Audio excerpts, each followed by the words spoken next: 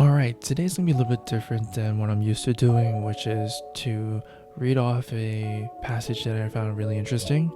And so today I want to go over the notes that I wrote throughout the day while I was at work, and I found little bits and gems that I thought I could look back to in the future. So without further ado, I wanted to go over the quote of the day that I had when I was listening to a interview by Bernard Marr with Alan Schwartz, who is using his math background to do data journalism. And one of the things that he said along the lines in this quote was that when we're looking at data, it can be hard to remember that each of these numbers in the data represents a person. And I mean, this is for population maybe, but I'm saying that each number represents a person and that each person has his own story.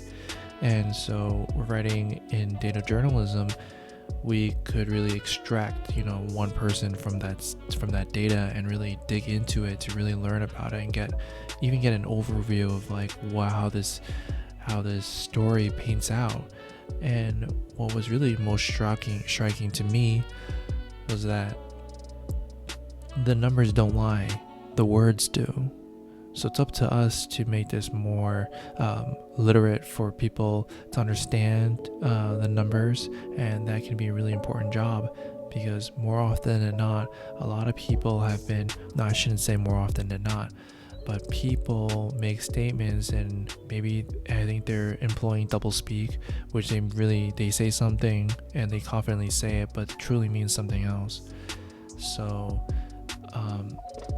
we should be careful of that, because politicians and lawyers and people like to make a lot of claims about percentages and more than the language that they use to really sway the public that is not aware of these techniques. Then I watched another video of I think it was a South African entrepreneur. His name is Vusi, and his last name I didn't really pay attention to it, but he was giving advice, and his video was called "Why is Discipline More Important Than Motivation?" And he talks about when he was younger, he was doing martial arts, and he asked his trainer, and because the trainer was eating chicken that was like unsalted and just boiled and not just drinking like water, and he was asking him, "What are you eating?" And the trainer replied, "I'm not eating, I'm intaking protein."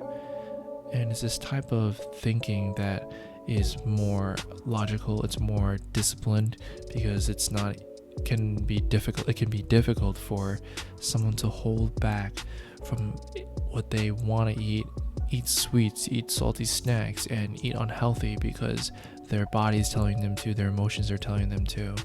And it's easy to be driven by these emotions, and not realizing that the discipline is required to make true progress.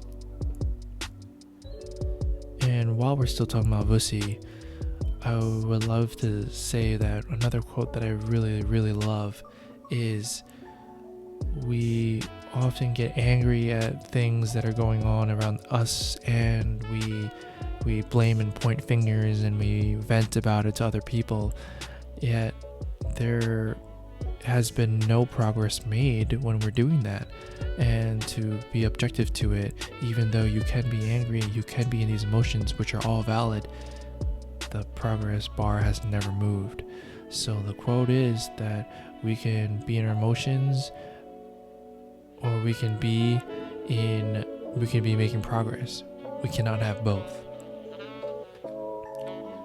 Then I watched another video about 6 steps to delegate by an engineer, designer, entrepreneur named Gary Tan.